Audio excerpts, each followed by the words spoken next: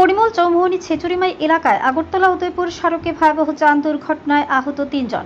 ছেচুরিমাই এলাকায় আগরতলা উদয়পুর সড়কে ভয়াবহ যান দুর্ঘটনায় আহত 3 জন। ঘটনা সোমবার দুপুরে। একজনের অবস্থা আশঙ্কাজনক দেখতে পেয়ে আগরতলা জিবি হাসপাতালে স্থানান্তরিত করলেন বিশ্রামগঞ্জ হাসপাতালের কর্তব্যরত চিকিৎসক। জানা যায়, আগরতলা থেকে অমরপুর যাওয়ার পথে TR03 S0486 নম্বরের একটি মারুতি অল্ট্রো গাড়ি দ্রুত গতিতে থাকায় নিয়ন্ত্রণ হারিয়ে ছেচুরিমাই পরিমল চৌমুহনী এলাকায় রাস্তার পাশে থাকা একটি বিদ্যুতের খুঁটিতে সজোরে ধাক্কা মারে। এতে আহত হয় সুব্রত রিয়াং, সেলিনা রিয়াং সহ অপর এক যুবক। দ্রুত তাদেরকে আগরতলা জিবি হাসপাতালে স্থানান্তরিত করেন কর্তব্যরত চিকিৎসক পূজা দেব। ব্যুরো রিপোর্ট আরি ধর্মনগর।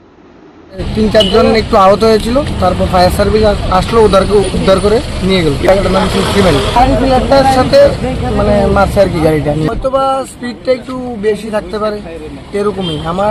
আমিও রানিং অবস্থায় ছিলাম না, আমি এলাকার না, আমার বাড়ি উদয়পুর।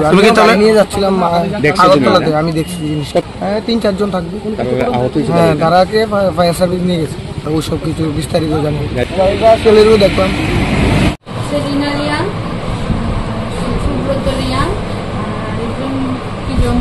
তার এমনিতে স্টেবল, কিন্তু একজনের কাঁধে খুব ব্যথা পেয়েছে, তো তাদের রেফার করে।